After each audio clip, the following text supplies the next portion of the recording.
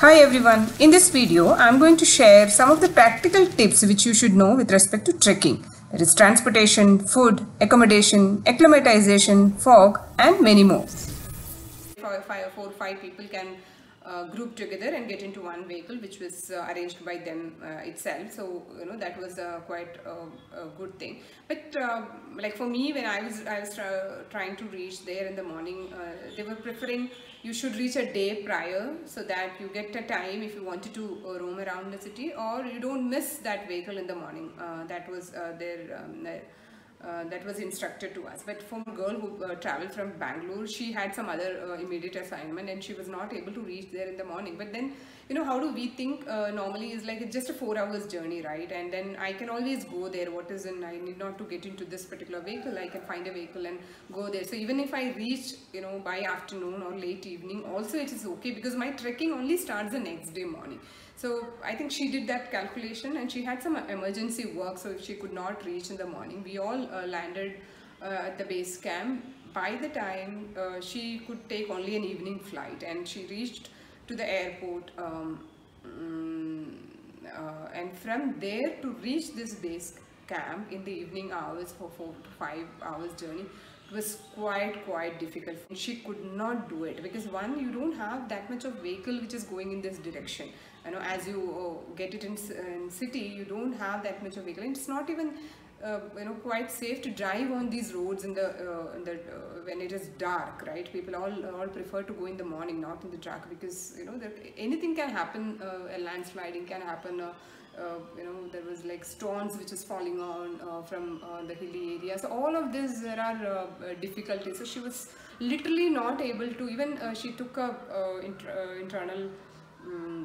I think transport something to a nearby town, but from there to the base camp she was not able to reach, and from the base camp I think the guide had to arrange a different vehicle for her, to send somebody to pick her up and do it. And I was quite surprised, or I was quite happy the way India Hikes was managing all these situations. Even though one of them had difficulties in reaching, they extended their help, did all the support which was required, and she was literally sharing it with us like, I never thought this will be this difficult. I always thought it's a 4 to 5 hours journey. Even if I reach by 2 o'clock, I should be able to reach this place, but it was quite different. So whatever they are instructing us, it has a reason. One important thing which I wanted to share is regarding the food. I'm being a pakka non-vegetarian, or wherever I get a chance to eat non-veg, I prefer that, and I just crave for it. If I don't eat for 2-3 days, I feel like something missing out of my life, or my stomach is not getting full, and things like that. So that kind of a person I am, and sticking to a complete vegetarian food is something which I always thought it disturbs it disturbs my life. During this entire 6 days is a trekking time, and from the base camp I think around 6, 7 or 8, 7 days, 7 to 8 days is what the complete trekking is. And the food which they have provided was very fresh, and which whatever is grown in and around there, whatever is available from there, it's not something which so you could feel that light.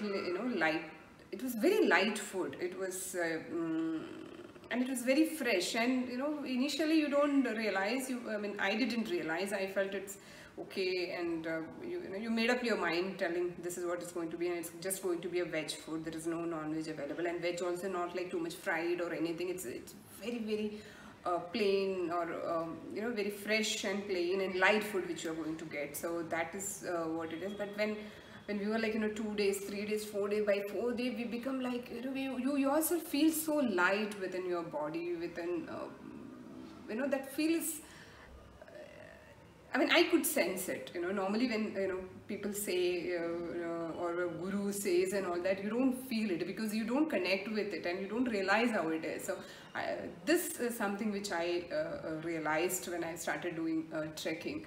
The light food which they provide, the freshness of the food which you really miss from your day-to-day life, and still making you fit and you're able to, because every day what you're doing is an extensive exercise, right? And you're able to do that. It's not like you are feeling yourself weak because you're not eating all of these things. So that is something which was very, very amazing feel which I had during trekking time always.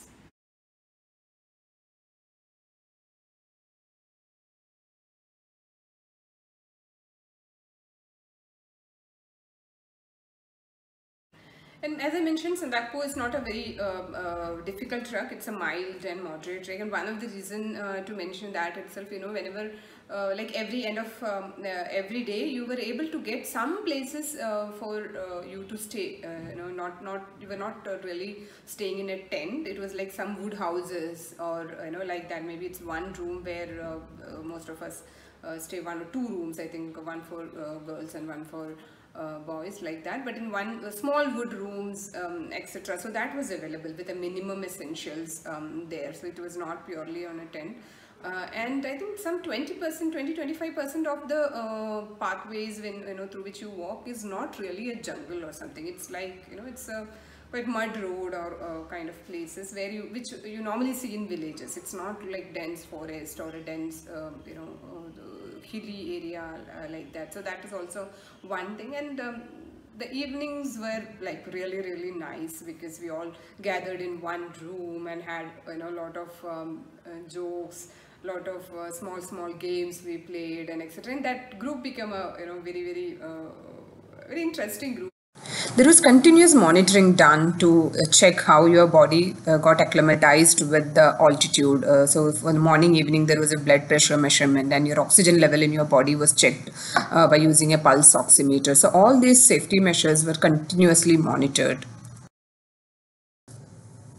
One thing we need to take care while we are trekking is, at any point in time, there can be a dense fog or mist which will completely block you from any of the, vision. So you will not be even able to see just in front of you. So that is very, very risky.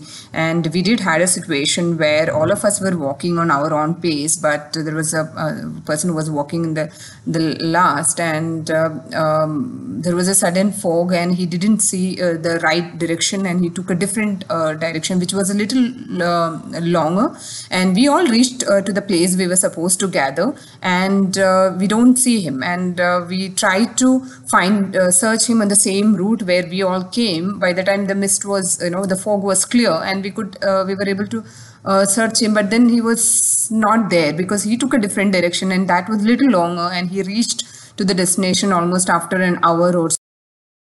One significant thing which I have seen with India Hikes is along with when we are going for the trekking, they give us a small bag which they say, to collect all the garbages in the sense, the plastic garbages. So if you have a group which has gone ahead of you, and if they have left any like, snacks and all of that, when they eat chocolate also, probably if they eat, they just, people may not consciously keep the cover in their pocket. They may just leave it there, and because trekking becomes very popular, there is a significant amount of people which is going every year, and India Hikes is just one group, right? Like that, there will be multiple groups which is doing trekking or taking a group for trekking. So that all damages this the Himalayan places because of the garbage, because human beings are not very conscious concerned to garbages and all of that. So we see how our city is getting affected. So there was a conscious efforts from India Hikes where they have given a bag to us, and so whenever we were traveling, you need not even use your hands, like you can just use your pole so that you can to get that, collect those plastics or whatever is wasted, and you just put it in your bag, and end of the day they will just collect it in a bigger cover. So at the end, I think the second trek, probably in the end of the trek, we realized we almost collected 4 kgs of waste from from the entire Himalayan region. Like when I say 4 kg, it's a plastic, right? It's just a very minute amount of weight, and it's a significant amount. The entire bag was full of all this waste. So they had taken a very, very conscious decision. This picture what you're seeing is the same Sandakpur trek during winter season. So each trek in the Himalayan region, when you go, each season will give you a totally different feel. And to explore that, India gives you an option, like if you are gone with them for one trek in any season, you are allowed to repeat the same trek free of cost at any different season where you wanted to explore.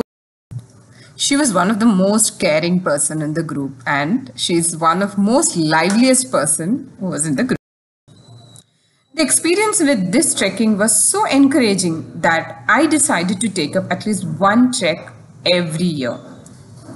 Hope you liked my personal experience on trekking. നിങ്ങൾക്ക് എല്ലാവർക്കും എൻ്റെ trekking വിശേഷങ്ങൾ ഇഷ്ടമായെന്ന് വിചാരിക്കുന്നു. If you like the content, please like and include your comments in the comments box. And to follow all the upcoming videos, please subscribe the channel and share within your group. Thank you so much.